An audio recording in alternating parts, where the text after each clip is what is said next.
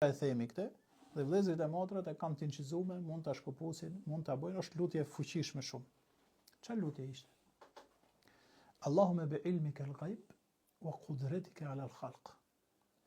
O Zot me dijen, se profeti ka pas brilante lutjet. Pra, xhevahirin dhe pranverën dhe mjaltin e Kuranit e ka përkthyr në dua. O Zot, thot, me dijen tënde për të fshetën dhe me fuqinë tënde të madhe ndaj krijesave. Ma bëj jetën, më le të jetoj kur jeta është e dobishme për mua, dhe ma sill vdekjen kur vdekja është më e mira për mua. Allahu Akbar. O Zot, të lutem ty të kem frikë respekt për ty në dukje dhe fshetësi. O Zot, më bë të matur kur jam i hidhëruar dhe i lumtur. O Zot, më bën mesatar kur jam i pasur dhe i varfër. O Zot, lutem të jem i kënaqur kur më përcakton diçka.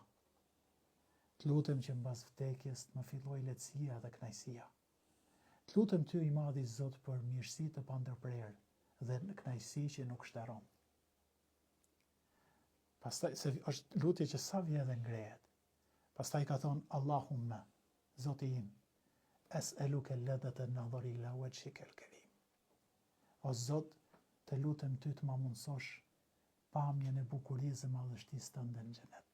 Allahu Akbar. Wa shauqan ila liqa'ik, dhe më bën të jetoj në këtë botë gjithmonë duke pas mall për ty. Allahu Akbar. Ta arrij këtë pa shumë sprova dhe pa shumë probleme.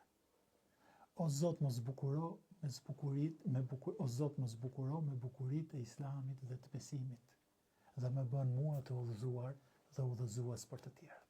Allahu Akbar. Këtë kishte bëu ky sahabi, edhe thote, nuk janë aq shkurtra ato 2 rekat, se kanë brenda i lutje që s'ka të paguar. Allah